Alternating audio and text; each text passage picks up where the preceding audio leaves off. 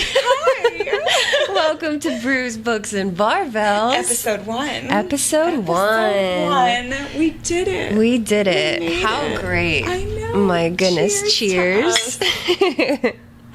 Oh, goodness.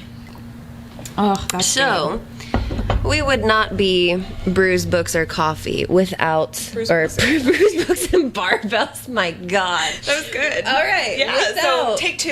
Yes. Without coffee. Without these amazing novels by Sarah J. Maas. God. Oh, God. And without fitness. So diving right in. What do we got first? Today we are having our pre-workout with Priscilla's Coffee Yes. in Toluca Lake / Burbank area. Super You guys cute haven't spot. been, you have to go check it out. Super cute. Yeah. And small business. Yep. Very supportive of the community. It's a great place to get work done, hang out with friends. Meet dogs. Oh, meet the dogs. The dogs. Yeah. I know.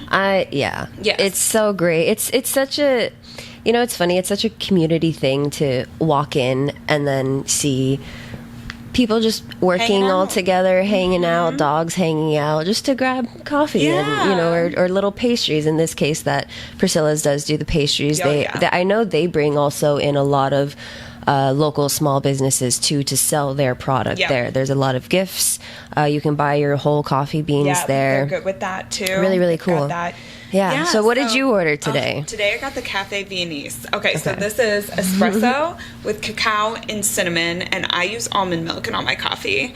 And I got this because mainly in these first 4 chapters, we'll get more into this later, but it really reminded me of the fact that they don't have a lot of access to spices or anything anymore. Because now they're poor, they're destitute. And I was like, I could not live without cinnamon. And so in honor of them not having cinnamon or any spices, I had to get some cinnamon. Yeah. Yeah. No, I love that. I know, love right? that. What did you get? I got the nutty mocha. Oh, yum. I do love my mochas. Yep. And this has hazelnut. So I don't remember all the ingredients, but I do have oat milk with it, and then the hazelnut, and then the mocha, and oh my God, it is so good.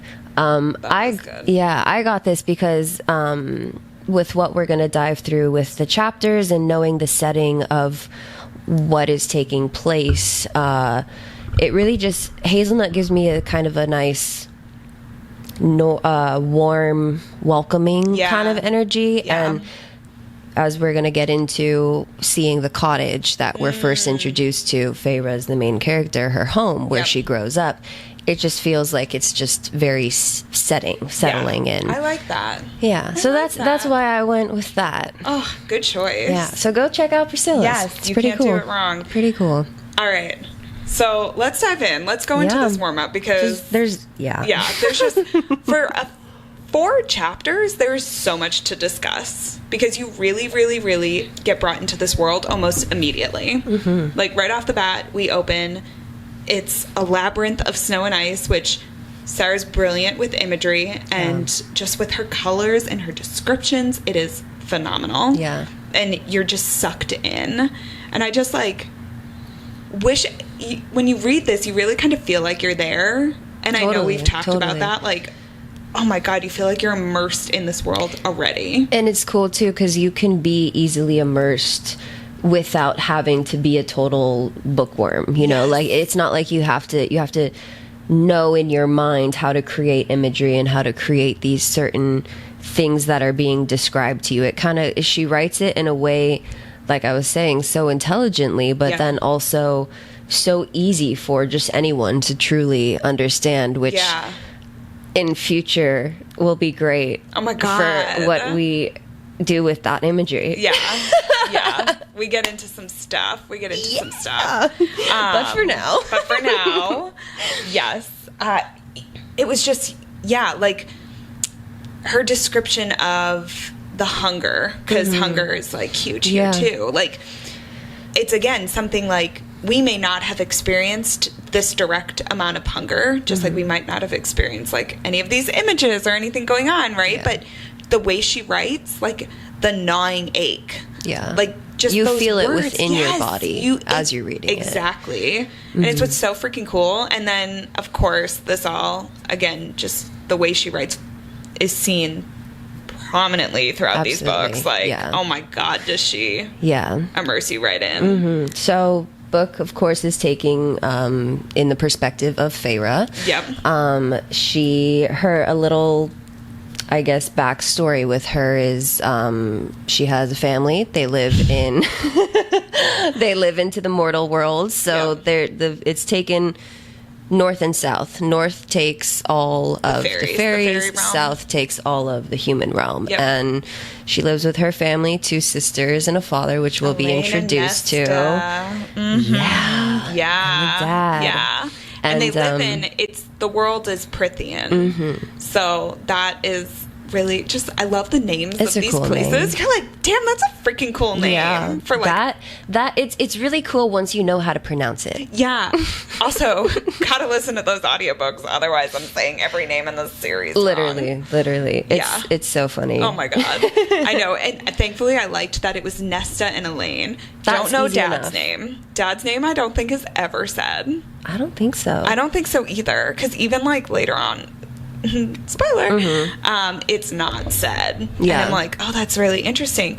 But I loved that their names were so easily pronounceable, but I also hated them so fucking much. Like, how do you feel about the Archeron family? The Archeron family, they are the worst. Very shitty people. Yes. Elaine just being described as, what was it? That she's just unaware. She's not aware. And I was like, oh my God. Like, clearly she's not. Like, you even just, like, reading it, you're like, what is wrong with this bitch chick? Dumb. She's not brilliant. She's not brilliant. And then Nesta's just a polar raging opposite bitch. Raging bitch. Yes. I know. What did you think? First time around, I kind of read it just as like, okay, family, this is her, this is her, this is him, whatever. And then I kind of developed feelings and emotions towards those specific characters later on in the book. Second time around reading it, I'm reading chapter 1 or whatever and being like, you bitch, you bitch, you guys suck so much. There's no like there's no kind of excuse. Like, there is, but there isn't. I get it if you've read the book, which if you haven't, stop what you're doing, go read it and come back. We're gonna still be here. I feel like I don't know. I feel like second time around reading it definitely has those more deeper kind of emotions towards those certain people. No, I felt that too. Like, it was definitely different reading this time around, especially because you know where these characters end up in the future. But also, like, how awful these people were. Like, all right, cool. Your family is now destitute. You guys went through some shit. Like, that sucks.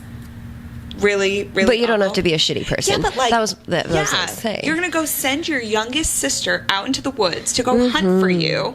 Granted, Feyre made an oath to her mother on her mother's deathbed that basically was like, take care of your family. Take care of the family. Which, interesting. Why the youngest? Yes, 100%. I was just gonna say that. Why are you putting your youngest fucking child responsible for the entire family? That makes no sense to me. But here she is. Meanwhile, her 2 sisters and her dad sit at home and wait for her. Her sister won't chop wood in case she gets a splinter in her nail. I'm like, yet you're going to take your sister's pelt that she bought from the wolf that she killed, and you're going to go out and spend the money that she gets for that. Exactly. When she's in more need of said things like boots. Yes. How Nesta was like, I need new boots. What do you use the boots for? Exactly. Because it's the one Feyre's the one outside hunting. Exactly. Yeah. But like, okay, so we missed a key point. We're going to go back a little bit. We got too excited to talk about the family. But if you read it, you know. It's a topic. It's a hot button. So Feyre is out hunting. She comes across a doe. At the same time she's in the forest, there's also a wolf there. Now, this wolf looks different from all other wolves that she's seen. He's a little bigger. He's a big bitch. Yeah, he's a big bitch. I love that. And she notices that right away. Now, according to Farah, there are fairies who are wolves too. They can be certain animals. They have all these gifts. And she's like, well, hopefully it's not him because that dude's after her dinner. Right. So Farah has to make the choice whether or not she goes for the wolf, risks the fact that he might be a fairy, or she doesn't get her dough. Yeah. So now she's got that choice. But there's also this anger that she has, which I think is a really important thing too. The anger the mortals have towards the fae. Yeah, and it's something that's lasted throughout the entire series. So Yeah, that very anger, key point. that separation. Yes. Oh my God. It's so key. And you see that too later with the children of the blessed when they come to town, how much they're disliked. But they're so disliked to where Feyre sees the wolf in the woods and is to the point where like, all right, aim's on you. Do I do it? Do I do it for this reason or this reason? Or there's that already deep-seated root issue, that anger to it, where it's like, you cause so much pain, and your kind has hurt our kind for so many centuries. Fuck you. Exactly. And I mean, this girl's a good shot to get him right in the hide first. It gets him in the side with the ash arrow, which, thank God she had never used this ash arrow before. And then she takes her other arrow, stares the wolf dead in the eyes, which I loved. And she said the wolf was aware, like saw her and looked surprised. Hint, hint, wink, wink. You we will not talk about that just yet. We will get there. But like, I love that she then was like, nah, shoot you right in the eye. It's very badass, and it's so badass. It just adds more oomph to what her character is, since we already know that, okay, she is the youngest child, but she's the caretaker of the entire family. She's taken on that role and that responsibility, which already speaks so many levels. To the fact of, you know, but I'm gonna kill you because you still did this, but also I'm putting me and my family first. That's a whole nother thing. And yeah, it's just it's pretty cool to see how we know, reading it second time around now, what a badass she truly is, which we will uncover. And I always kind of felt like, because of certain things, she was never a badass before, and she turned into a badass. But now it's coming from a different perspective and being like, okay, no, she's a pretty fucking cool, and she's just elevated since then. But like, even when she took the pelt from the wolf and went to the market to sell it, that was still freaking badass. Like, this girl went, she knew immediately, one, I gotta find the highest bidder, like who's going to pay me the most. And she says there were two. It's down to two. Yeah, it was down to two. And she chose the mercenary because she was like, think I'll get more money there.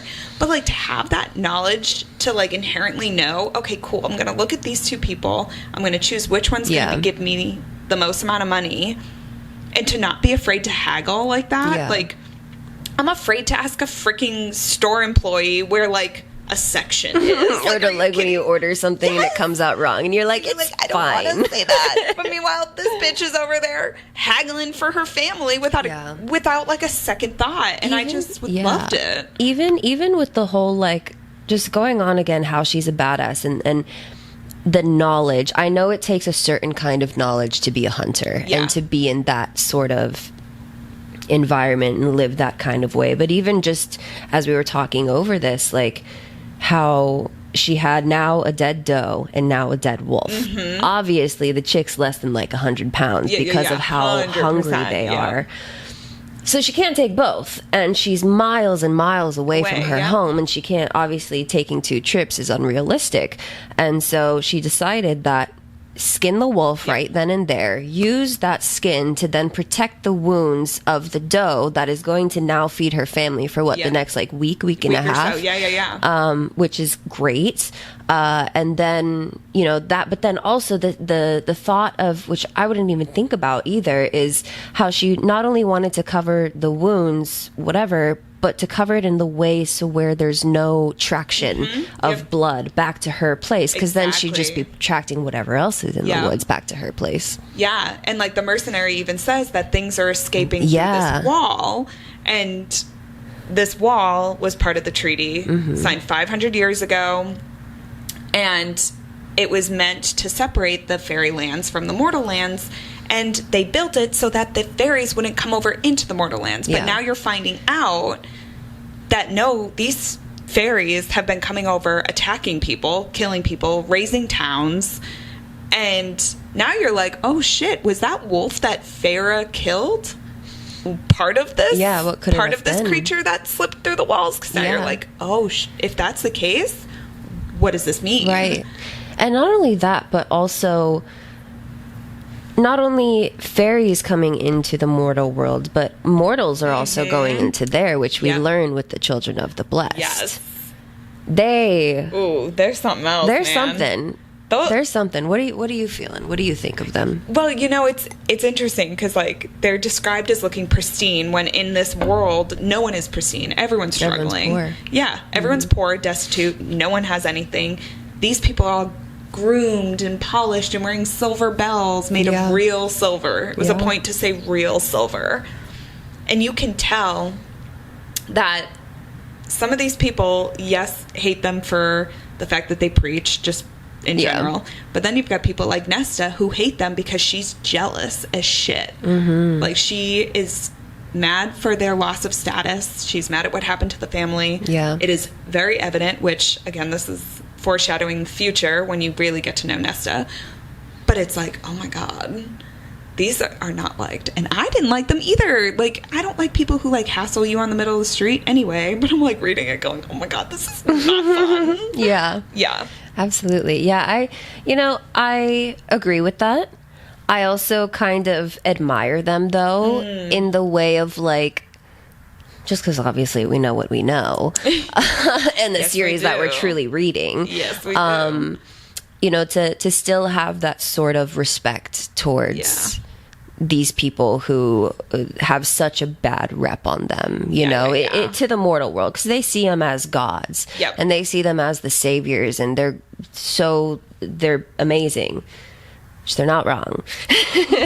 As we find out in the future. And so, I think I never really had a big issue other than just like your typical like soliciting that is like, okay, soliciting. leave me alone, right stop pressuring if I say no. So 100% I'm with them on the Archer's side and everything, but also still kind of just admire them. I know it's interesting the characters you meet along the way that like you feel sympathy or unsympathetic to, right? But like even the relationships that you have here, Isaac Hale being Farrah's like boy toy in reality, and then you've got Thomas something. Thomas Mandrake, I think. I don't remember his last name. Oh my God. Anyways. But you've got Thomas, you've got Claire introduced, and you're starting to get these people, and you don't know them right away, but you do know that they're all in a similar situation, and you kind of feel bad. In The Mercenary too, you kind of feel bad. Yeah. And like, you have to go to this market, you have to sell your wares, you have to make whatever money you make. In Farrah's case, she has to give it to her sisters because they're not going to leave her the fuck alone. And then you go back home, you have to take care of your father, you're sitting at a dining room table, and then a beast comes in your freaking front door. Which fucking boom. Now all of a sudden, you've got this wolf beast thing the size of a pony, she says. With like moose antlers. Yes, with these antlers, golden hair, and he's speaking. Yeah. And he calls her a murderer. And you're just like, oh. Yeah. What is this? Yeah. And again, just so much respect to Farah, how she says, like, I don't even know how I ended up in front of them, and I don't even know how the knife ended up in my hand. Yeah. It just was there. And immediately it's just like, still, the youngest, you're the one putting yourself in harm's way first. Still, to the Archeron family, you're cowering like a little bitch in the corner. Yep. Unbelievable. Not even like even fighting or being like, no, please don't take her. Yes! What you see, it's just like, my God. Like Nesta hiding a lane behind her back, but like that's it. Like that's freaking it. Yeah. But I love. So Farrah at this point is given the choice to. They have to like do whatever the treaty says, which is a life for a life. Yes, because now she's learned that the wolf in the woods really was a fairy. Yeah. And so now she's like, okay, oh, I did not know this. A life for a life. And she says, just don't do it. Like, go outside. Yeah, let's go outside. Don't do it in front of my family. Yeah. And now she's still putting family first over her own now life. Death, her own death. It's insane. But the fairy says, no, come over the wall with me. Yeah. And she's like, what? Because now, what's scarier? Right. Losing your life or going into the fairy realms? Yeah. Which at that point, they had always been told it is almost worse than death. Exactly. So now Fairy's stuck with this choice of, what do I do? And then her father is somewhat, in a way, in like one sentence, kind of redeems himself-ish. Where he's like, go, never come back. Almost in the way of like, obviously you deserve better than what we're living in now. But if kind of in like a narcissistic way now that I'm about to say it, like in the way of like, you're still cowering behind your daughter, but if you can somehow make it to, if I can give you this better life, not death, go over that wall, go. Yes. It would make things kind of better. Which, damn, okay, fuck. I know. You're also like, though, dude, you weren't a dad for 8 years. Yeah. Like, okay. But I did love that, where he was just like, you deserve better. At this point, Farrah does still feel guilty because now she's breaking her oath to her mother, which is something that you don't do. Yeah. But at the end of this chapter, she goes out with him and they head over. So, yeah. And then we will see what happens next. Very exciting. Oh, my God. All right. So, taking all that we've read and all that we know, and then also taking into account that both of us have been personal trainers for a little bit or involved in fitness in some way. Absolutely. How would you... The main problem that we're faced with as trainers, as people who have struggled with our journeys in the fitness world, how would you look at what Farrah is going through, look at what someone is going through when they first start training, and how would you take what you know and advise? Eat more. I mean, obviously, in the case of the book and where we're at right now, it's very obviously hard. Yes. So saying eat more, it could be very unrealistic. Yep. Sure. Yep. But I think one of the biggest things after talking to multiple of my clients or with people during consultations or just people stopping you in the gym to ask a few questions is, you know, a lot of the time we think we're always overeating. Yeah. When truthfully, within reality, we're undereating the necessary nutrients that we need. Yeah. We could be overeating in, you know, certain things, of course, you know. Yeah. But overall, I think we're technically undereating. You know what I mean? 100%. Yeah. So definitely that portion of that is you need to be eating more regardless. You know, that having the protein, of course, intake, it needs to be a lot higher than what it really is for a majority of the people. Oh, yeah. Same with carbs. Carbs. Yes. Do not make you fat. They are not your enemy, man. They do not make you fat. What makes you fat, which is excess caloric intake altogether. One thing does not make you blow up in whatever way. It's everything altogether, you know? Yeah. But yeah, so I would definitely say that would be the number one thing for me. What about you? I think mine's very similar. Like, I've struggled with an eating disorder for most of my life. And, like, again, reading this book was a little triggering for me at the very beginning. But I think back to, like, where I started my fitness journey. And, like, I'm a runner. I'm a distance runner. And I've been yo-yo dieting since I was 16 years old. Yeah. And I got into fitness and running a couple years ago, and I just kept feeling like, okay, I need to eat less. I need to eat less. I need to eat less. Blah, blah, blah. And it screwed me up so bad. Like, I would injure myself constantly. I was not sleeping. My hair was falling out. Like, all this stuff happened, and I was like, what is happening? I haven't really lost any weight. Like, nothing's changed. But I was under eating to the point where my body couldn't even lose weight at this point. Yeah. So about 2 years ago, I had a friend who's also a personal trainer be like, I think you should eat more. And I started to, and it has changed everything. Mm-hmm. It has changed the way I train. It has changed the way I run. I'm sleeping. I haven't lost as much hair. And I'm sure mental health, too. Mental health, it's that. I finally got a period again. Mm-hmm. Like, I wasn't, like, everything has finally gotten better. So I think really listening to your body, really allowing yourself to not get sucked into misinformation is really important, because I was reading all this stuff when I first got in, and that's like super big. It's like there is so much information out there. You've really got to do your own research and not just rely on social media or anything like that. Or if you do go the social media route, because it is the most easily accessible, is just know who is saying what information and what their credentials are. Correct. It's very much back to like when we had to write reports in English class or whatever class, and be like, and there's cite your sources. Yes. Yeah. You gotta cite your sources. That school was right with that. It's so true. And I think that's, the number one thing would be research, listen to your body, and just, And another big point, not only with nutrition, but like fitness and kind of everything, is, everyone's different. So correct. Don't think that what's going to work for me is going to work for you, or vice versa, or because some famous celebrity trainer, whatever, they tried this, and all of a sudden, it's an antidote where it's like, well, it happened for me. Yeah. Oh, cool. We're all different. We're so different. Yes. And that's why we think, of course, too, is, another thing that I would say to people just starting out, the quicker that you can get professional help. Yes. Oh my gosh, that changed everything. My God, the easier things will be for you in so many ways. And seeking out for help like that in no way is bad. No. Nor does it mean like you don't know things, or you see it as embarrassing or anything. Honestly, like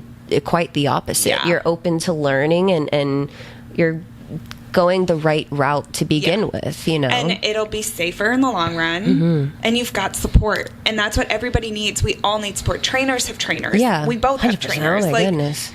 That's just why we're doing it, right. But also something that has helped us both. And the reason why we got into fitness, and why many people get into fitness, is because they want longevity within their health, but it's also they're investing in their health. And so sure, trainers can be seen as a luxury, which of course is sure, absolutely.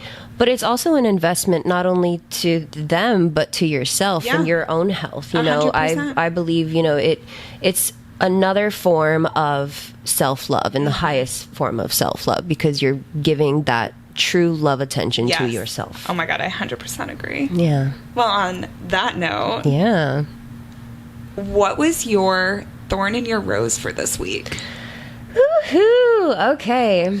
Thorn is definitely, reading this around the second time, like I was saying, having a different perspective on the characters. Rose first is going to be how I see Feyre. And just truly what a fucking badass this chick is. Amen. And then, just having that appreciation for her. And then also Thorn would have to be the same reason but opposite for the family. For Nesta, Elaine, and her father. Yep. What a shame. Oh my God. That's all I gotta say. The worst. Yeah. You? Yeah, no, my thorn is very much the same as your thorn, that family. I literally wrote, I want to punch them in the face, and I will stand by that. Yeah. Oof, gosh. My rose would have to be, aside from the colors and imagery that this time around I really got to embrace, I love the quotes that Sarah uses, especially the one that the dad says, where he's like, hope.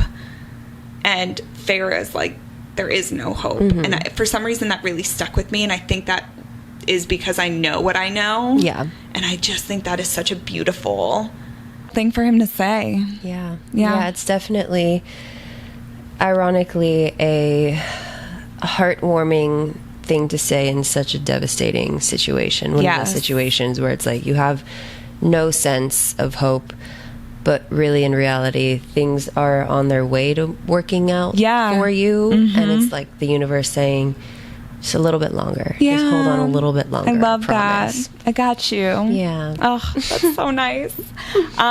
This has been so much fun. It has. I'm so excited. I'm very excited too. Oh my God. So we would love to hear from you guys what your thorns and roses were from this week. So shoot us an email at brewsbooksbarbells@gmail.com. And you can find us on all of our socials, Instagram and YouTube. We'd love to hear from you. Yeah, go ahead and share our information to some of your friends who also convert them. Yeah, convert them. It is.